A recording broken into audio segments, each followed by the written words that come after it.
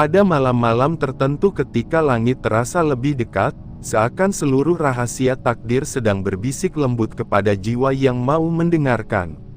Malam selalu memiliki cara yang berbeda untuk menyentuh hati manusia. Di siang hari, kita sering sibuk oleh langkah, suara, tuntutan, dan ambisi.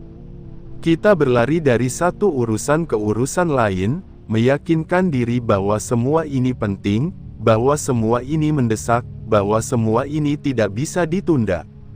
Namun ketika malam datang dan dunia perlahan meredup, ada ruang yang terbuka, ruang yang tidak terlihat oleh mata, tetapi terasa jelas oleh batin. Ruang itu seperti pintu yang tidak semua orang sadari keberadaannya. Ia tidak berderit, tidak bersuara, tetapi ia ada. Dan kadang, tanpa kita rencanakan, kita berdiri tepat di hadapannya. Judul ini berbicara tentang kitab langit yang terbuka, dan nama yang tertulis dalam cahaya abadi. Kalimat itu terdengar begitu agung, begitu tinggi, seakan hanya milik orang-orang yang telah mencapai kesempurnaan. Namun di balik keagungannya, ada sesuatu yang justru membuat hati bergetar. Mungkinkah seorang manusia biasa, dengan segala kekurangan dan kelalaiannya, memiliki kesempatan untuk disebut dalam cahaya seperti itu? Pertanyaan itu bukan pertanyaan yang sederhana. Ia tidak lahir dari rasa percaya diri yang berlebihan, melainkan dari kerinduan yang dalam, kerinduan untuk berarti di hadapan Yang Maha Melihat. Seringkali kita bertanya dalam diam, apakah hidup ini hanya tentang bertahan? Apakah semua lelah yang kita pikul, semua air mata yang tidak terlihat orang lain, semua doa yang terucap pelan sebelum tidur, apakah semuanya tercatat? Ataukah ia menguap bersama napas malam yang dingin? Ada kegelisahan yang tak selalu bisa dijelaskan. Kegelisahan tentang nilai diri, tentang makna keberadaan, tentang apakah kita ini hanya angka di antara miliaran manusia, ataukah ada satu titik cahaya yang menandai bahwa kita dikenal, bahwa kita diingat. Malam adalah saksi paling jujur bagi pertanyaan-pertanyaan itu. Dalam sunyi, manusia tidak bisa lagi berpura-pura. Tidak ada tepuk tangan, tidak ada pujian, tidak ada sorot mata yang menghakimi. Yang ada hanya dirinya sendiri dan Tuhannya. Di saat itulah, seringkali kita menyadari betapa rapuhnya kita. Kita mengingat dosa yang pernah kita anggap kecil, padahal mungkin ia meninggalkan bekas yang besar. Kita mengingat kebaikan yang pernah kita lakukan, tetapi kita sendiri ragu apakah ia benar-benar tulus atau sekadar ingin terlihat baik. Namun justru dalam keraguan itu, ada cahaya kecil yang menyala. Cahaya harapan. Harapan bahwa mungkin, di balik segala ketidaksempurnaan ini, ada sesuatu yang tetap diterima. Bahwa mungkin, ketika kita menundukkan kepala dalam doa yang tidak sempurna, ketika kita menahan diri dari sesuatu yang sebenarnya kita inginkan demi menjaga hati tetap bersih, ketika kita memilih diam daripada menyakiti, semua itu tidak sia-sia. Gagasan tentang kitab langit yang terbuka seakan mengajak kita membayangkan suatu momen istimewa. Sebuah momen ketika seluruh amal, niat, dan gerak hati diperlihatkan dalam kejelasan yang tidak lagi bisa disembunyikan. Sebuah momen ketika kebenaran tentang diri kita terungkap, bukan versi yang kita tampilkan di hadapan manusia, melainkan versi yang hanya diketahui oleh Tuhan. Bayangan itu bisa menakutkan. Siapa yang benar-benar siap melihat dirinya tanpa topeng? Siapa yang berani berdiri di hadapan cahaya yang tidak mengenal kompromi? Namun di sisi lain, bayangan itu juga bisa menguatkan. Karena jika memang ada kitab yang terbuka, berarti ada pencatatan. Jika ada pencatatan, berarti tidak ada satupun kebaikan yang hilang. Bahkan senyum kecil yang kita berikan kepada seseorang yang sedang patah hati, bahkan sabar yang kita tahan ketika ingin marah, bahkan istighfar yang terucap. Lirih karena menyesali kesalahan, semuanya memiliki tempat. Tidak ada yang terlalu kecil untuk dicatat, dan tidak ada yang terlalu tersembunyi untuk diketahui. Terkadang kita merasa hidup ini tidak adil. Kita melihat orang-orang yang tampak jauh dari nilai-nilai kebaikan, tetapi hidupnya terlihat mudah dan penuh keberuntungan. Sementara kita yang berusaha menjaga diri justru sering diuji dengan kesulitan. Di saat-saat seperti itu, iman terasa seperti sesuatu yang rapuh. Kita ingin percaya bahwa segala sesuatu memiliki makna, tetapi hati kita lelah. Kita ingin yakin bahwa Tuhan tidak pernah lalai, tetapi pikiran kita dipenuhi pertanyaan. Disinilah renungan ini menjadi penting. Bukan untuk memberikan jawaban instan, bukan untuk menenangkan secara dangkal, melainkan untuk duduk bersama kegelisahan itu. Untuk mengakui bahwa menjadi manusia berarti seringkali merasa tidak cukup. Tidak cukup baik, tidak cukup sabar, tidak cukup kuat. Namun mungkin, justru dalam pengakuan itu ada nilai yang tidak kita sadari. Kerendahan hati untuk menyadari kekurangan bisa menjadi pintu yang lebih luas daripada kesombongan yang merasa sudah benar. Nama yang tertulis dalam cahaya abadi, ungkapan itu mengandung simbol yang sangat dalam. Cahaya selalu identik dengan petunjuk, dengan kejelasan, dengan kehidupan. Abadi berarti tidak terikat waktu, tidak pudar oleh perubahan zaman. Jika ada nama yang tertulis dalam cahaya seperti itu, berarti ada hubungan yang melampaui dunia yang sementara ini. Hubungan antara makhluk yang fana dan pencipta yang kekal. Hubungan yang tidak diukur oleh seberapa terkenal seseorang di bumi, tetapi oleh seberapa tulus ia berjalan di jalur yang sunyi. Kadang kita terlalu sibuk memikirkan bagaimana agar nama kita dikenal manusia. Kita ingin diingat, kita ingin dihargai, kita ingin diakui. Itu naluri yang sangat manusiawi. Namun apakah kita pernah bertanya, bagaimana jika pengakuan yang paling penting bukan berasal dari manusia? Bagaimana jika yang paling menentukan bukanlah seberapa sering nama kita disebut dalam percakapan, tetapi seberapa sering ia disebut dalam doa para malaikat? Pikiran itu terasa begitu jauh, namun sekaligus begitu dekat. Ada saat-saat ketika seseorang merasa dirinya tidak berarti. Mungkin karena kegagalan, mungkin karena penolakan, mungkin karena dosa yang terus terulang. Ia melihat dirinya sebagai kumpulan kesalahan. Ia merasa terlalu kotor untuk berharap disebut dalam cahaya. Namun bukankah rahmat Tuhan selalu lebih luas daripada kesalahan manusia? Bukankah sejarah spiritual umat manusia dipenuhi oleh kisah-kisah orang yang pernah jatuh, tetapi kemudian bangkit dan justru menjadi lebih dekat? Renungan ini bukan untuk mengangkat manusia ke langit secara berlebihan, melainkan untuk mengingatkan bahwa setiap jiwa memiliki kemungkinan. Kemungkinan untuk berubah, kemungkinan untuk dibersihkan, kemungkinan untuk ditinggikan. Tidak ada yang tahu pada malam mana pintu itu benar-benar terbuka. Tidak ada yang tahu pada doa mana hatinya benar-benar didengar. Tidak ada yang tahu pada sujud mana namanya mulai ditulis dalam cahaya. Dan mungkin, ketidaktahuan itu adalah bagian dari rahmat. Karena jika kita tahu persis momen itu, mungkin kita akan beribadah hanya pada saat itu saja. Kita akan menjadi hamba yang selektif, bukan hamba yang konsisten. Namun dengan ketidaktahuan ini, kita diajak untuk selalu bersiap. Untuk selalu menjaga niat, memperbaiki langkah, dan tidak meremehkan satupun kesempatan untuk berbuat baik. Saya sering membayangkan seorang manusia yang duduk sendirian di malam hari. Tidak ada yang melihatnya. Tidak ada yang memujinya. Ia hanya menengadahkan tangan, mungkin dengan suara yang bergetar.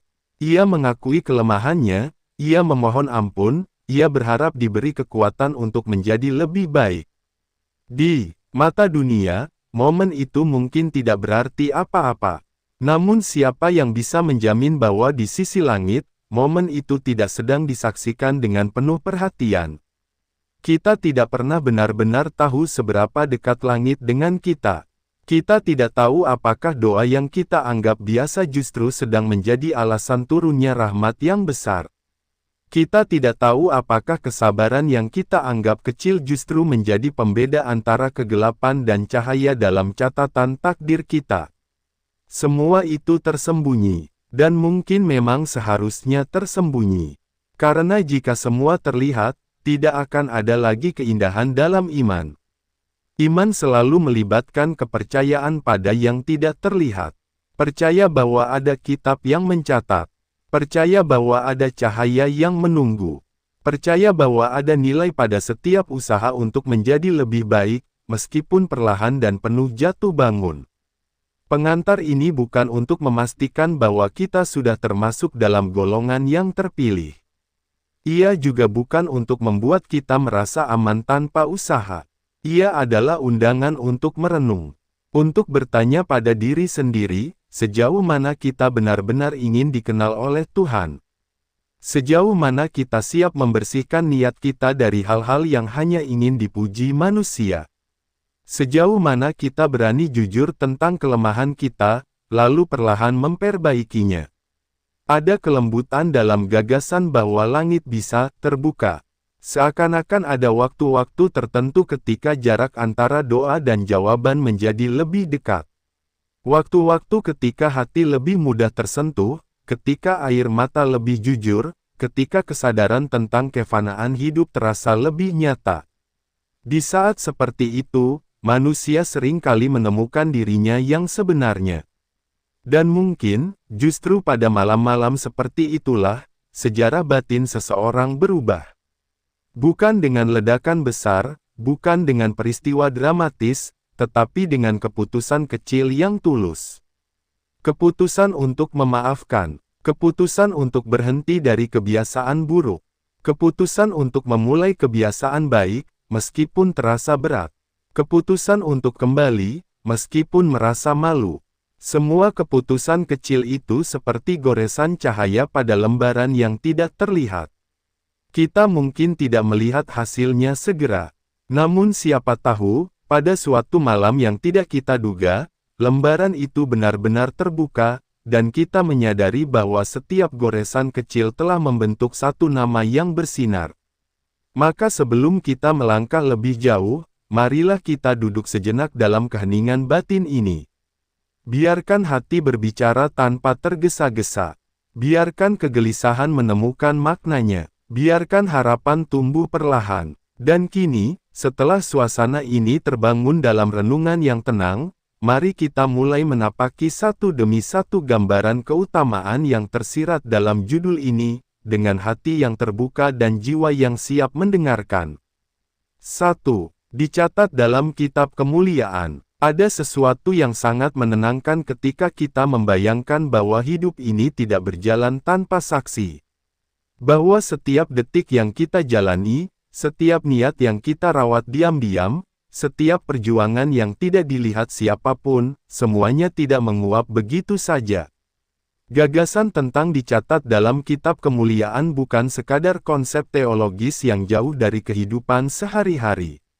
Ia adalah penegasan bahwa eksistensi kita bermakna, bahwa setiap langkah memiliki jejak, dan bahwa kebaikan tidak pernah benar-benar hilang. Saya sering berpikir, betapa banyaknya kebaikan yang tidak pernah diketahui manusia. Seorang anak yang diam-diam menyisihkan uang jajannya untuk membantu temannya. Seorang ibu yang menahan lelah dan kesedihannya agar anak-anaknya tetap merasa aman. Seorang pekerja yang tetap jujur meski tidak ada kamera yang mengawasi. Semua itu mungkin tidak masuk berita, tidak viral, tidak menjadi perbincangan. Namun jika benar ada Kitab Kemuliaan yang mencatat, dengan adil, maka tidak ada satu pun dari peristiwa sunyi itu yang luput. Di zaman yang serba terbuka ini, kita sering terjebak pada kebutuhan untuk terlihat. Kebaikan yang tidak diunggah terasa seperti tidak ada. Amal yang tidak diumumkan seolah kurang bernilai. Kita hidup dalam budaya pengakuan, di mana validasi manusia sering kali menjadi ukuran keberhasilan. Maka gagasan bahwa ada catatan yang lebih tinggi, yang tidak bergantung pada sorot kamera atau jumlah pengikut, adalah sebuah koreksi yang lembut namun tegas. Namun di sisi lain, Konsep pencatatan juga menghadirkan kegentaran. Jika kebaikan dicatat, maka keburukan pun tidak diabaikan. Jika amal saleh diangkat, maka kelalaian pun tercermin. Tidak ada ruang untuk pura-pura. Tidak ada ruang untuk manipulasi citra. Di hadapan kitab yang sejati, yang terlihat bukanlah versi diri yang kita bangun di depan manusia, melainkan versi yang paling jujur.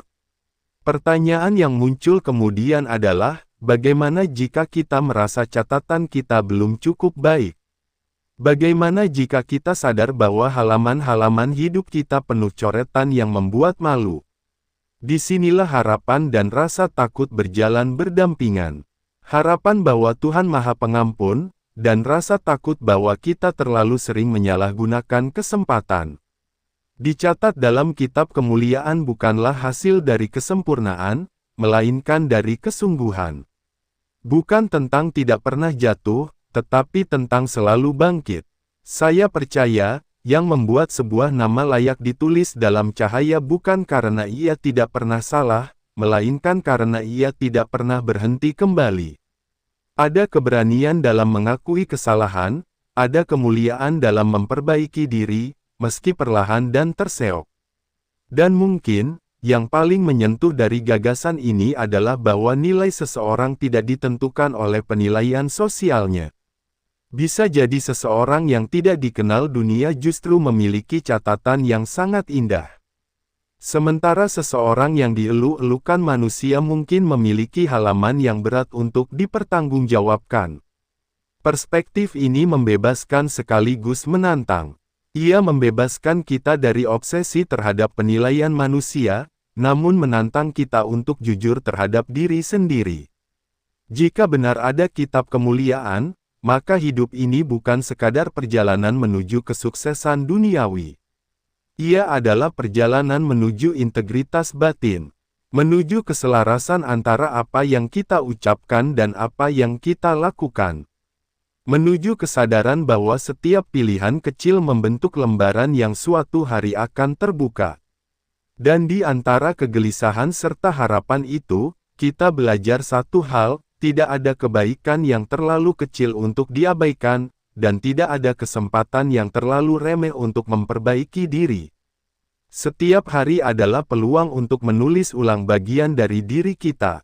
Setiap malam adalah kesempatan untuk meninjau kembali apa yang telah kita torehkan. 2. Disebut dan didoakan para malaikat. Ada kerinduan yang tidak selalu kita akui secara terang-terangan, kerinduan untuk disebut dengan baik. Kita ingin dikenang dengan doa, bukan dengan celaan. Kita ingin ketika nama kita terlintas di benak seseorang, yang muncul adalah harapan dan kebaikan. Namun membayangkan bahwa bukan hanya manusia, melainkan makhluk suci yang tidak pernah bermaksiat pun menyebut nama kita dengan doa, itu adalah gambaran yang melampaui ekspektasi duniawi. Saya sering merenung, bagaimana rasanya jika dalam keheningan langit, ada makhluk-makhluk yang memohonkan ampun untuk kita. Bukan karena kita hebat, bukan karena kita terkenal, tetapi karena kita berusaha menjaga hati dan langkah. Gambaran itu terasa begitu lembut. Ia seperti angin sejuk di tengah kegersangan hidup. Namun tentu, menjadi pribadi yang layak didoakan bukan perkara mudah. Ia bukan hasil dari citra, melainkan dari ketulusan. Para malaikat tidak tertipu oleh penampilan luar. Mereka tidak menilai berdasarkan kemasan. Mereka menyaksikan niat. Dan niat adalah wilayah paling sunyi dalam diri manusia. Kita hidup di tengah banyak distraksi. Hati mudah teralihkan, amal mudah tercampur motif yang samar. Kadang kita berbuat baik, tetapi di sudut hati ada keinginan untuk dipuji. Kadang kita menolong, tetapi berharap imbalan tertentu. Dalam kondisi seperti ini, apakah kita benar-benar layak berharap disebut dalam doa makhluk yang begitu suci? Pertanyaan itu tidak untuk membuat kita putus asa, melainkan untuk mengajak kita jujur. Mungkin yang perlu kita perbaiki bukan hanya tindakan, tetapi motivasi di balik tindakan. Karena pada akhirnya, nilai sejati dari sebuah amal terletak pada apa yang mendorongnya. Namun ada sisi lain yang menguatkan, bahwa Tuhan Maha mengetahui proses. Ia tahu betapa sulitnya menjaga hati di zaman yang penuh godaan ini. Ia tahu betapa beratnya tetap jujur ketika kebohongan terlihat lebih menguntungkan. Maka setiap usaha untuk membersihkan niat, meski belum sempurna, adalah langkah yang berarti. Membayangkan didoakan oleh malaikat juga mengingatkan kita bahwa hidup ini bukan hanya tentang hubungan horizontal, tetapi juga vertikal. Kita tidak sendirian dalam perjalanan ini. Ada dimensi yang tidak terlihat, ada perhatian yang tidak kasat mata. Dan ketika kita memilih kebaikan, kita sebenarnya sedang menempatkan diri dalam arus yang lebih luas daripada yang kita sadari. Barangkali, kesadaran bahwa ada doa dari langit membuat kita lebih berhati-hati dalam bertindak. Bukan karena takut dipermalukan, tetapi karena tidak ingin mengkhianati kehormatan yang diberikan. Jika nama kita pernah disebut dengan kebaikan di sisi yang suci, bukankah kita ingin menjaganya? 3. Mendapat cahaya di dunia dan akhirat. Cahaya adalah simbol yang sangat kuat dalam kehidupan manusia. Sejak kecil, kita diajarkan bahwa terang berarti aman, sementara gelap seringkali identik dengan ketidakpastian. Dalam kehidupan batin pun demikian. Ada masa-masa ketika hati terasa terang, penuh keyakinan, penuh ketenangan. Namun ada juga masa ketika ia redup, dipenuhi keraguan dan kebingungan. Mendapat cahaya bukan berarti hidup tanpa masalah. Justru seringkali cahaya itu muncul di tengah ujian. Ia bukan menghapus kesulitan, tetapi memberi arah dalam kesulitan. Seseorang yang memiliki cahaya batin mungkin tetap menangis, tetap terluka, tetap merasa lelah. Namun di balik semua itu, ada keyakinan bahwa ia tidak berjalan tanpa makna. Saya percaya bahwa cahaya di dunia ini tampak dalam ketenangan yang tidak dibuat-buat. Dalam kemampuan untuk memaafkan meski disakiti. Dalam keberanian untuk tetap jujur meski dirugikan. Cahaya itu tidak selalu bersinar terang di mata manusia, tetapi ia terasa dalam aura kepribadian. Di akhirat kelak, cahaya itu digambarkan sebagai penerang di tengah kegelapan. Gambaran itu sangat simbolik. Dunia ini adalah ladang, dan cahaya adalah hasil dari benih yang kita tanam. Jika kita menanam keikhlasan, kesabaran, dan taubat, mungkin cahaya itu akan tumbuh perlahan, meski tidak kita lihat sekarang. Namun cahaya tidak datang tanpa perjuangan. Ia lahir dari gesekan antara keinginan dan pengendalian diri. Ia tumbuh dari keberanian untuk memilih jalan yang tidak selalu populer. Maka setiap kali kita merasa berat untuk berbuat baik, mungkin justru disitulah cahaya sedang disiapkan. Dan ketika kita menyadari bahwa cahaya itu bukan untuk dipamerkan, melainkan untuk menuntun, kita akan lebih fokus pada kualitas batin daripada penilaian luar. 4. Doanya lebih mustajab. Ada momen-momen ketika doa terasa sangat dekat. Seakan-akan jarak antara hati dan langit begitu tipis. Namun ada juga waktu ketika doa terasa seperti menggema tanpa jawaban. Dalam perjalanan iman, kita belajar bahwa kemustajaban bukan sekadar tentang dikabulkan sesuai keinginan, tetapi tentang dipercaya dengan kedekatan. Doa yang lebih mustajab bukanlah hak istimewa tanpa sebab.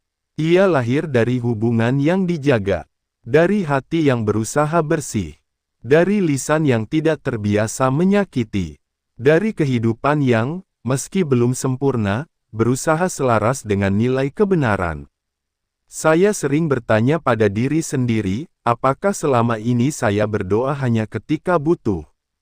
Apakah saya menjadikan doa sebagai jembatan yang rutin, atau hanya sebagai pintu darurat saat terdesak? Pertanyaan ini menyadarkan bahwa kualitas doa sangat terkait dengan kualitas hubungan kita dengan Tuhan. Kemustajaban bukan hanya tentang hasil, tetapi tentang proses. Kadang doa tidak dikabulkan dalam bentuk yang kita minta, tetapi dalam bentuk yang kita butuhkan.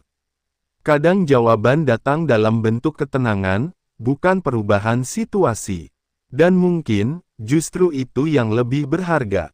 Ketika seseorang menjaga dirinya, memperbaiki niatnya, membersihkan hatinya, doanya menjadi lebih jernih.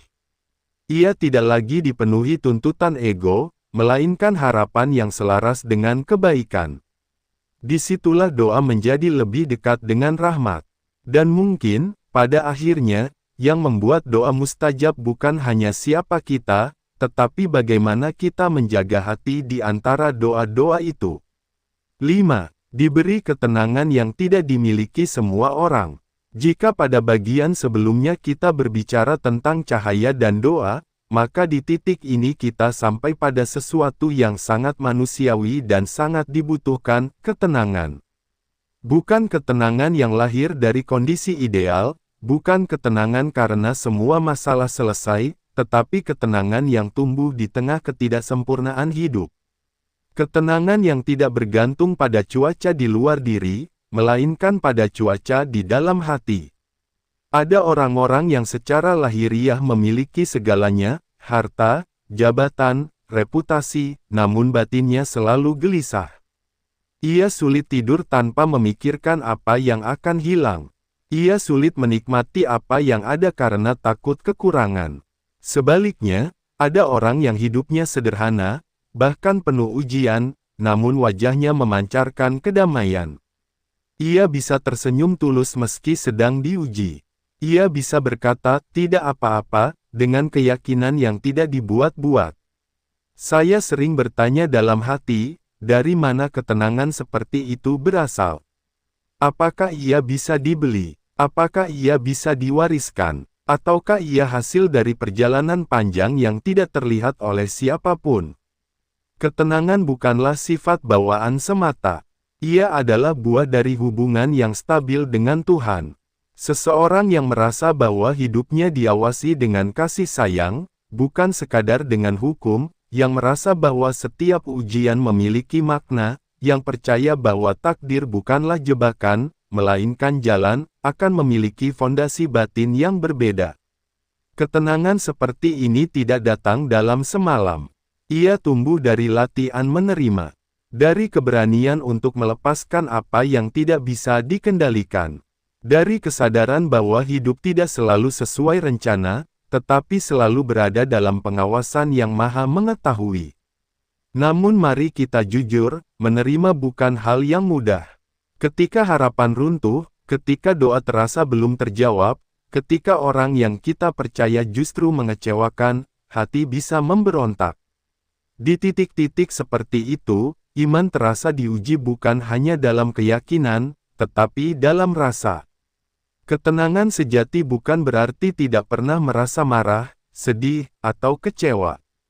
Ia bukan mati rasa, justru sebaliknya, ia adalah kemampuan untuk merasakan semua itu tanpa kehilangan arah. Ia adalah kemampuan untuk berkata, "Saya terluka, tetapi saya tidak akan membiarkan luka ini mengubah saya menjadi buruk." Ia adalah keberanian untuk tetap lembut di dunia yang keras.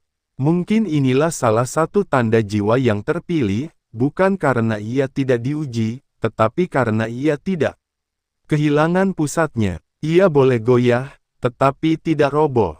Ia boleh menangis, tetapi tidak putus asa. Ia boleh bingung, tetapi tetap percaya. Dan ketenangan seperti ini bukan hanya anugerah, tetapi juga tanggung jawab. Ketika seseorang telah diberi hati yang damai, ia menjadi peneduh bagi orang lain. Ia tidak mudah menyulut konflik. Ia tidak senang menyebarkan keresahan. Ia justru menjadi tempat orang lain bersandar. Dalam dunia yang penuh kegaduhan, jiwa yang tenang adalah cahaya yang langka. Dan mungkin, justru karena kelangkaannya itulah ia begitu berharga. 6. Dijauhkan dari kehinaan dan dosa yang menggelapkan hati. Berbicara tentang ketenangan tidak bisa dilepaskan dari satu hal yang sering kita abaikan, dosa. Kata ini sering kali terdengar berat, bahkan menakutkan. Namun jika kita menanggalkan kesan hukuman semata, dosa sebenarnya adalah sesuatu yang menggelapkan hati. Ia seperti debu yang menempel perlahan, membuat cahaya yang tadi kita bicarakan menjadi redup. Tidak ada manusia yang benar-benar bersih dari kesalahan. Kita semua pernah tergelincir. Kita semua pernah memilih yang salah meski tahu itu salah. Namun ada perbedaan antara mereka yang terjatuh dan ingin bangkit, dengan mereka yang terjatuh lalu merasa nyaman di dalamnya. Dijauhkan dari kehinaan bukan berarti tidak pernah melakukan kesalahan. Ia berarti diberi kesadaran sebelum terlalu jauh. Ia berarti diberi kegelisahan ketika hati mulai condong pada yang tidak benar. Ada orang yang ketika akan berbuat salah, hatinya bergetar. Ada suara kecil yang mengingatkan. Dan meski ia mungkin tetap tergelincir, suara itu membuatnya segera kembali. Saya melihat ini sebagai bentuk kasih sayang yang sangat halus. Tidak semua orang diberi kepekaan seperti itu. Ada yang melakukan kesalahan berulang-ulang tanpa merasa bersalah. Ada yang tenggelam dalam kebiasaan buruk hingga tidak lagi menyadari bahwa ia sedang menjauh dari cahaya. Maka ketika seseorang masih merasa malu setelah berbuat salah, masih merasa ingin meminta ampun, masih merasa tidak nyaman dengan maksiat, itu sebenarnya tanda bahwa hatinya belum mati. Dan hati yang belum mati adalah ladang yang masih bisa ditanami kebaikan. Namun kita juga harus tegas pada diri sendiri. Dunia modern sering kali merelatifkan dosa. Apa yang dulu dianggap salah kini dianggap biasa. Apa yang dulu memalukan kini dianggap kebebasan. Dalam arus seperti ini, menjaga diri menjadi lebih sulit. Dibutuhkan prinsip, dibutuhkan keberanian untuk berbeda. Dijauhkan dari kehinaan juga berarti dilindungi dari akibat yang mempermalukan, baik di dunia maupun di akhirat. Ada orang yang kesalahannya langsung terbongkar dan menjadi pelajaran pahit. Ada pula yang diberi kesempatan untuk menutupinya dan memperbaiki diri tanpa harus dipermalukan. Yang kedua ini seringkali tidak disadari sebagai nikmat. Kadang saya berpikir, berapa banyak keburukan yang ingin kita lakukan tetapi tidak jadi karena ada sesuatu yang menghalangi. Entah itu rasa malas, gangguan kecil, atau perubahan rencana mendadak. Mungkin kita menganggapnya kebetulan, namun bisa jadi itu adalah perlindungan. Jiwa yang terpilih bukanlah jiwa yang steril dari godaan, tetapi jiwa yang dijaga agar tidak tenggelam di dalamnya.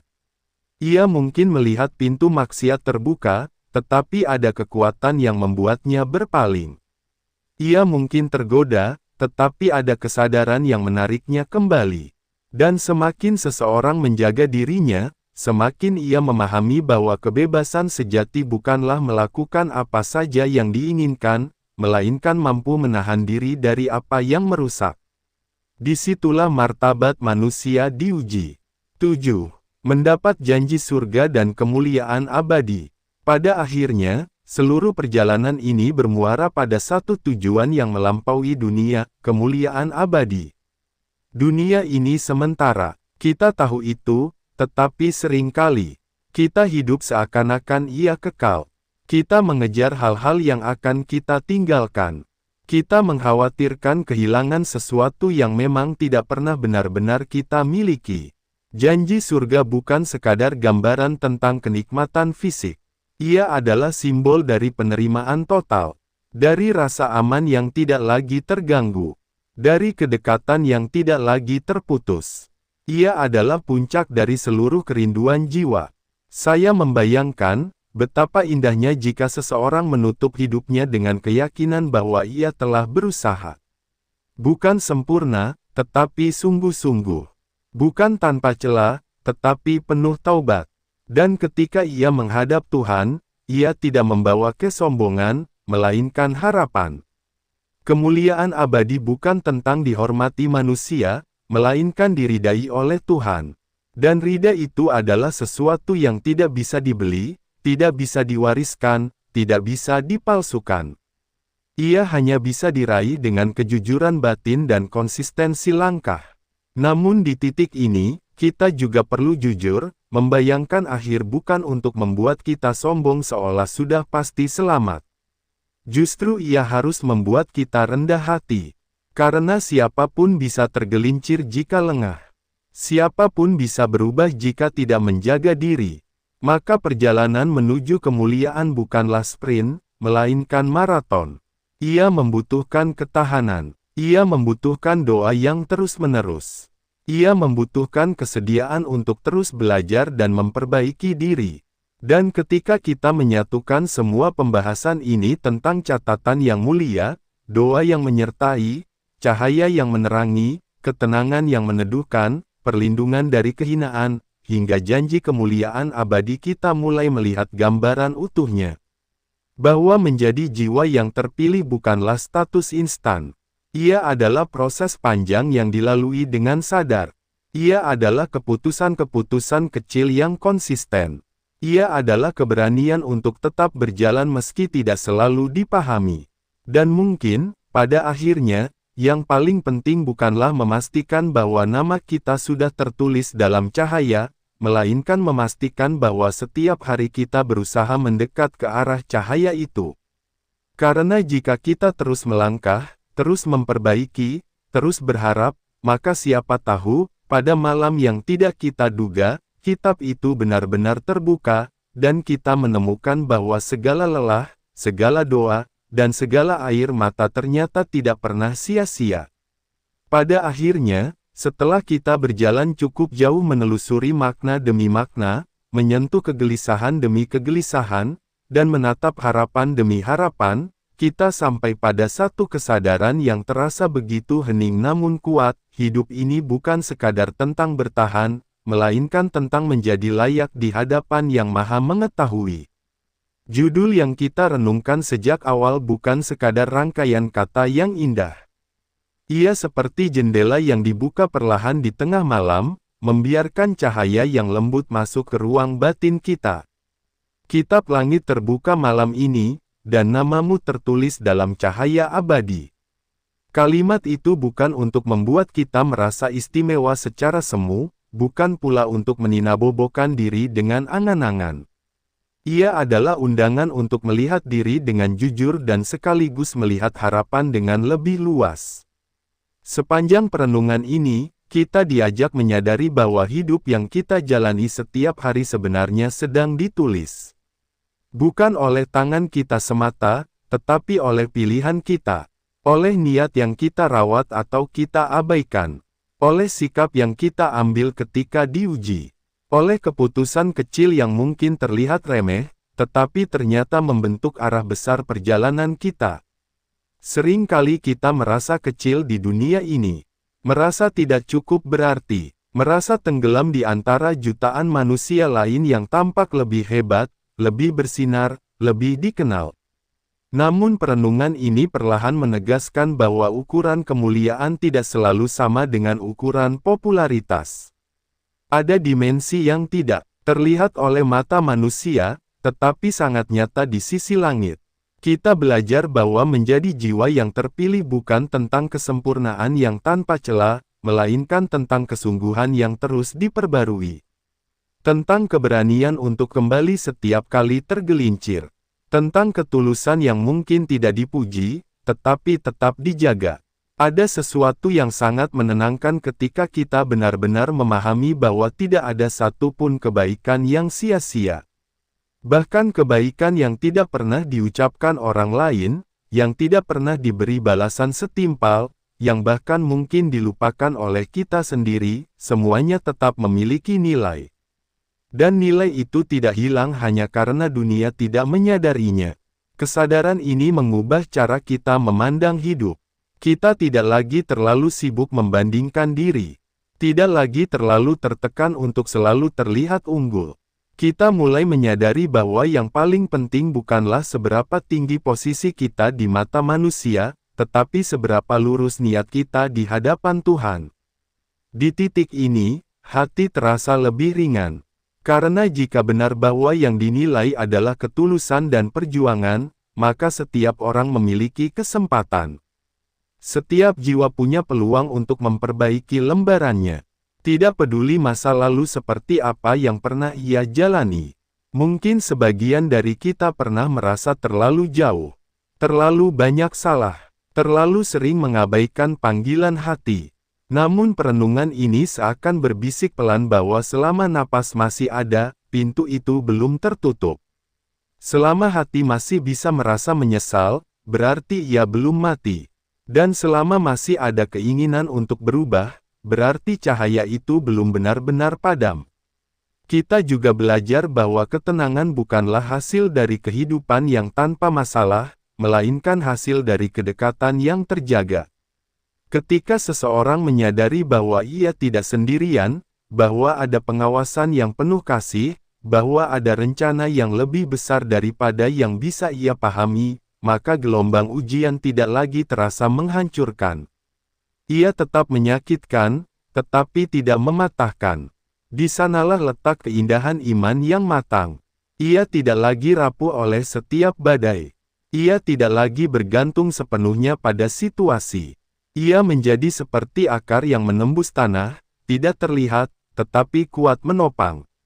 Dan semakin kita menyadari semua ini, semakin kita mengerti bahwa kehinaan bukanlah tentang miskin atau sederhana, melainkan tentang kehilangan arah. Tentang membiarkan hati mengeras tanpa penyesalan. Tentang memilih gelap meski cahaya sudah diperlihatkan. Sebaliknya, kemuliaan bukan tentang gemerlap dunia, tetapi tentang kejernihan batin. Tentang kemampuan untuk berkata, cukup ketika nafsu ingin berlebihan. Tentang kemampuan untuk berkata, maaf ketika ego ingin menang sendiri. Tentang kemampuan untuk berkata, ya Allah, bimbing aku ketika merasa tidak tahu harus melangkah kemana. Pada akhirnya, janji tentang kemuliaan abadi bukanlah sekadar gambaran tentang masa depan yang indah.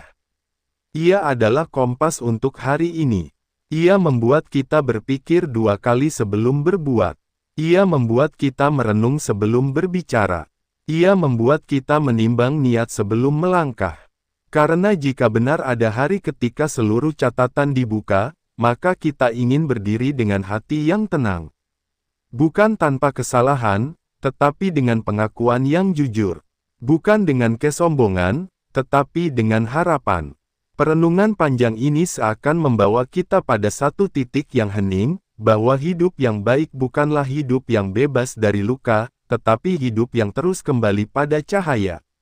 Bahwa menjadi jiwa yang terpilih bukanlah status yang diumumkan, tetapi proses yang dijalani diam-diam. Dan mungkin, inilah inti terdalam dari semuanya. Kita tidak pernah benar-benar tahu kapan kitab itu terbuka. Kita tidak tahu malam mana yang menjadi saksi perubahan terbesar dalam hidup kita. Kita tidak tahu doa mana yang menjadi titik balik takdir kita. Namun ketidaktahuan itu bukan alasan untuk lalai. Justru ia adalah alasan untuk terus bersiap.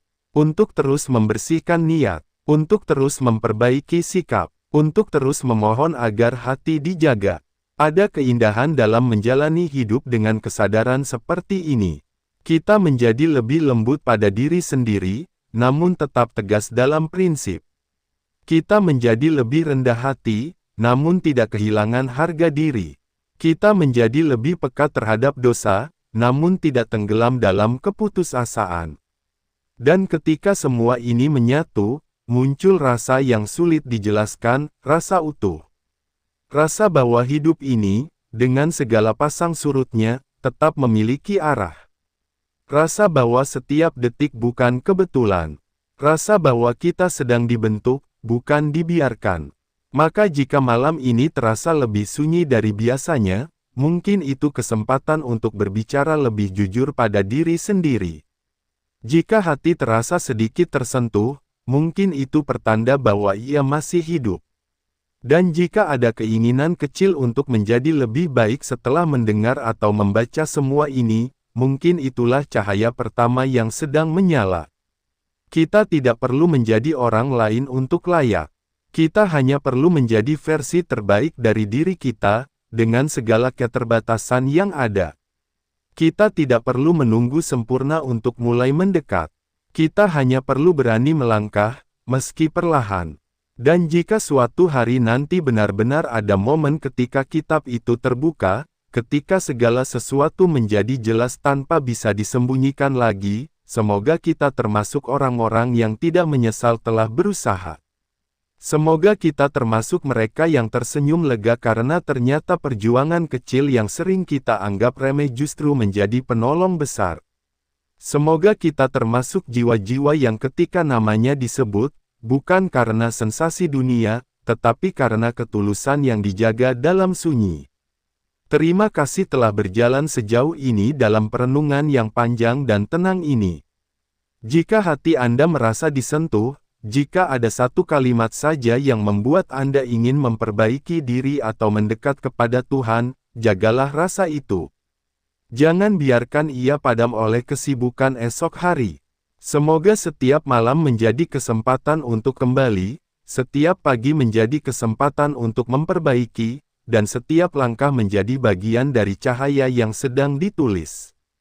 Sampai di sini, semoga kita semua termasuk jiwa-jiwa yang terus berusaha, terus berharap, dan tidak pernah lelah mencari cahaya.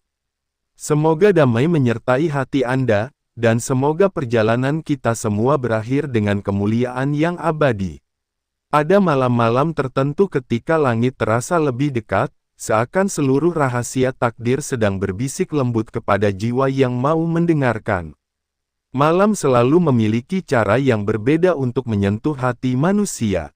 Di siang hari, kita sering sibuk oleh langkah, suara, tuntutan, dan ambisi. Kita berlari dari satu urusan ke urusan lain, meyakinkan diri bahwa semua ini penting, bahwa semua ini mendesak, bahwa semua ini tidak bisa ditunda. Namun ketika malam datang dan dunia perlahan meredup, ada ruang yang terbuka, ruang yang tidak terlihat oleh mata, tetapi terasa jelas oleh batin. Ruang itu seperti pintu yang tidak semua orang sadari keberadaannya. Ia tidak berderit, tidak bersuara, tetapi ia ada. Dan kadang, tanpa kita rencanakan, kita berdiri tepat di hadapannya. Judul ini berbicara tentang kitab langit yang terbuka, dan nama yang tertulis dalam cahaya abadi. Kalimat itu terdengar begitu agung, begitu tinggi, seakan hanya milik orang-orang yang telah mencapai kesempurnaan.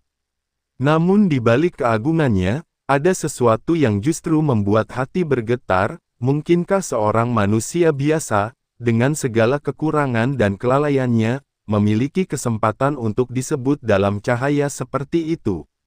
Pertanyaan itu bukan pertanyaan yang sederhana. Ia tidak lahir dari rasa percaya diri yang berlebihan, melainkan dari kerinduan yang dalam, kerinduan untuk berarti di hadapan Yang Maha Melihat.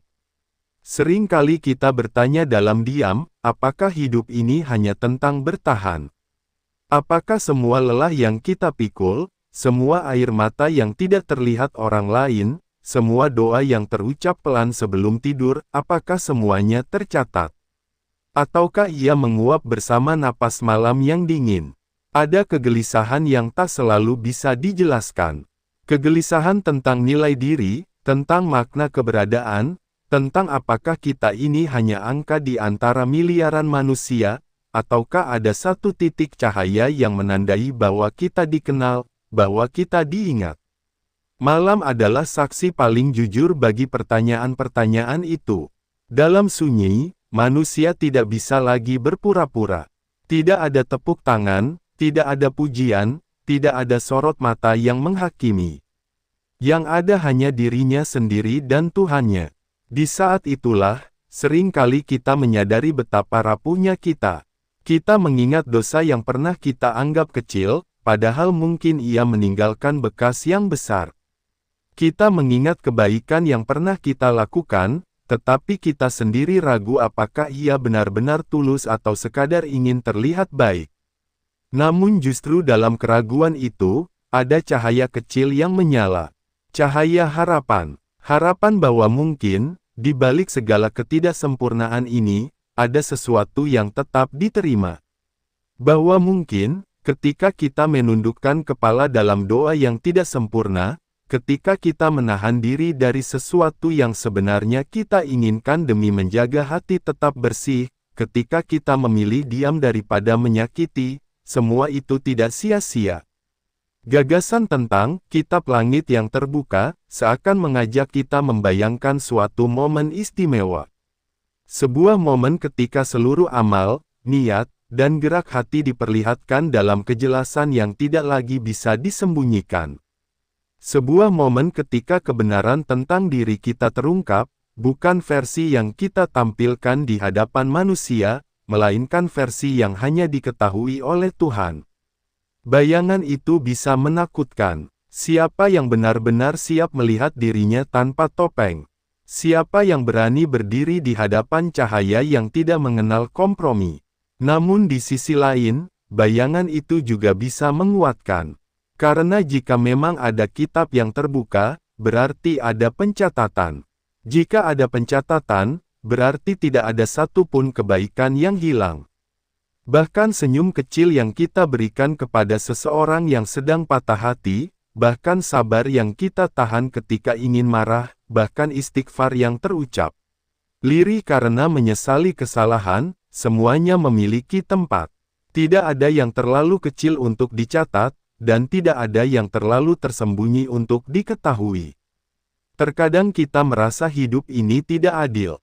Kita melihat orang-orang yang tampak jauh dari nilai-nilai kebaikan, tetapi hidupnya terlihat mudah dan penuh keberuntungan. Sementara kita yang berusaha menjaga diri justru sering diuji dengan kesulitan. Di saat-saat seperti itu, iman terasa seperti sesuatu yang rapuh. Kita ingin percaya bahwa segala sesuatu memiliki makna, tetapi hati kita lelah. Kita ingin yakin bahwa Tuhan tidak pernah lalai, tetapi pikiran kita dipenuhi pertanyaan. Disinilah renungan ini menjadi penting. Bukan untuk memberikan jawaban instan, bukan untuk menenangkan secara dangkal, melainkan untuk duduk bersama kegelisahan itu. Untuk mengakui bahwa menjadi manusia berarti seringkali merasa tidak cukup. Tidak cukup baik, tidak cukup sabar, tidak cukup kuat. Namun mungkin, justru dalam pengakuan itu ada nilai yang tidak kita sadari.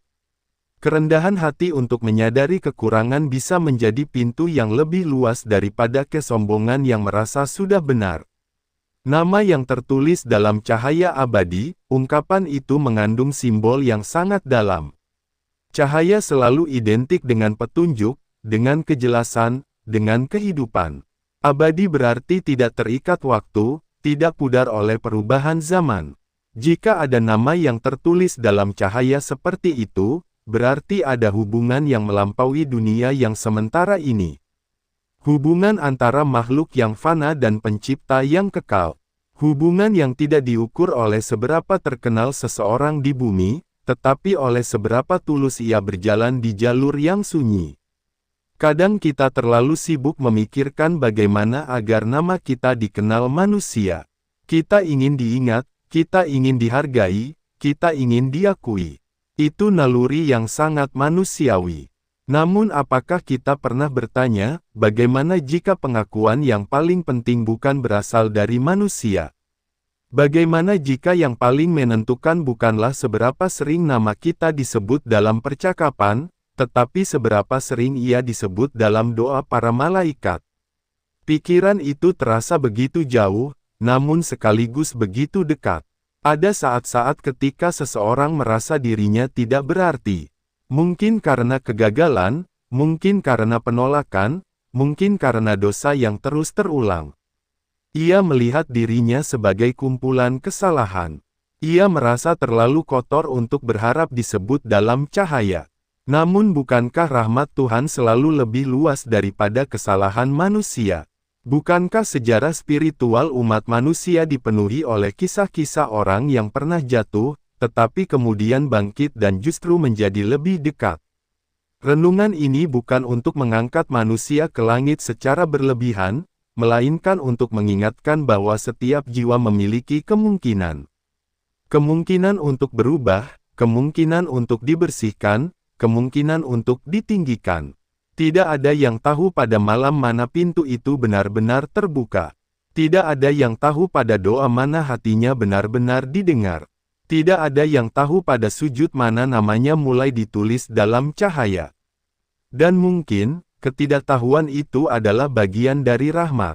Karena jika kita tahu persis momen itu, mungkin kita akan beribadah hanya pada saat itu saja. Kita akan menjadi hamba yang selektif, bukan hamba yang konsisten. Namun dengan ketidaktahuan ini, kita diajak untuk selalu bersiap.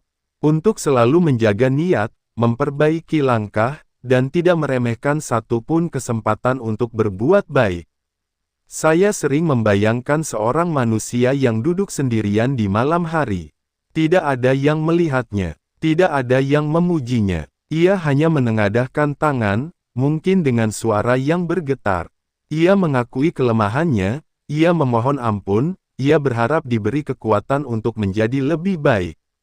Di mata dunia, momen itu mungkin tidak berarti apa-apa. Namun siapa yang bisa menjamin bahwa di sisi langit, momen itu tidak sedang disaksikan dengan penuh perhatian. Kita tidak pernah benar-benar tahu seberapa dekat langit dengan kita. Kita tidak tahu apakah doa yang kita anggap biasa justru sedang menjadi alasan turunnya rahmat yang besar. Kita tidak tahu apakah kesabaran yang kita anggap kecil justru menjadi pembeda antara kegelapan dan cahaya dalam catatan takdir kita. Semua itu tersembunyi. Dan mungkin memang seharusnya tersembunyi. Karena jika semua terlihat, tidak akan ada lagi keindahan dalam iman. Iman selalu melibatkan kepercayaan pada yang tidak terlihat. Percaya bahwa ada kitab yang mencatat. Percaya bahwa ada cahaya yang menunggu. Percaya bahwa ada nilai pada setiap usaha untuk menjadi lebih baik, meskipun perlahan dan penuh jatuh bangun. Pengantar ini bukan untuk memastikan bahwa kita sudah termasuk dalam golongan yang terpilih. Ia juga bukan untuk membuat kita merasa aman tanpa usaha. Ia adalah undangan untuk merenung. Untuk bertanya pada diri sendiri, sejauh mana kita benar-benar ingin dikenal oleh Tuhan. Sejauh mana kita siap membersihkan niat kita dari hal-hal yang hanya ingin dipuji manusia. Sejauh mana kita berani jujur tentang kelemahan kita, lalu perlahan memperbaikinya. Ada kelembutan dalam gagasan bahwa langit bisa terbuka. Seakan-akan ada waktu-waktu tertentu ketika jarak antara doa dan jawaban menjadi lebih dekat. Waktu-waktu ketika hati lebih mudah tersentuh, ketika air mata lebih jujur, ketika kesadaran tentang kefanaan hidup terasa lebih nyata. Di saat seperti itu, manusia sering kali menemukan dirinya yang sebenarnya. Dan mungkin, justru pada malam-malam seperti itulah, sejarah batin seseorang berubah. Bukan dengan ledakan besar, bukan dengan peristiwa dramatis, tetapi dengan keputusan kecil yang tulus. Keputusan untuk memaafkan, keputusan untuk berhenti dari kebiasaan buruk, keputusan untuk memulai kebiasaan baik, meskipun terasa berat. Keputusan untuk kembali, meskipun merasa malu. Semua keputusan kecil itu seperti goresan cahaya pada lembaran yang tidak terlihat. Kita mungkin tidak melihat hasilnya segera. Namun siapa tahu, pada suatu malam yang tidak kita duga, lembaran itu benar-benar terbuka, dan kita menyadari bahwa setiap goresan kecil telah membentuk satu nama yang bersinar. Maka sebelum kita melangkah lebih jauh, marilah kita duduk sejenak dalam keheningan batin ini. Biarkan hati berbicara tanpa tergesa-gesa. Biarkan kegelisahan menemukan maknanya. Biarkan harapan tumbuh perlahan. Dan kini, setelah suasana ini terbangun dalam renungan yang tenang, mari kita mulai menapaki satu demi satu gambaran keutamaan yang tersirat dalam judul ini, dengan hati yang terbuka dan jiwa yang siap mendengarkan. 1. Dicatat dalam kitab kemuliaan. Ada sesuatu yang sangat menenangkan ketika kita membayangkan bahwa hidup ini tidak berjalan tanpa saksi. Bahwa setiap detik yang kita jalani, setiap niat yang kita rawat diam-diam, setiap perjuangan yang tidak dilihat siapapun, semuanya tidak menguap begitu saja. Gagasan tentang dicatat dalam kitab kemuliaan bukan sekadar konsep teologis yang jauh dari kehidupan sehari-hari. Ia adalah penegasan bahwa eksistensi kita bermakna, bahwa setiap langkah memiliki jejak, dan bahwa kebaikan tidak pernah benar-benar hilang. Saya sering berpikir, betapa banyaknya kebaikan yang tidak pernah diketahui manusia. Seorang anak yang diam-diam menyisihkan uang jajannya untuk membantu temannya.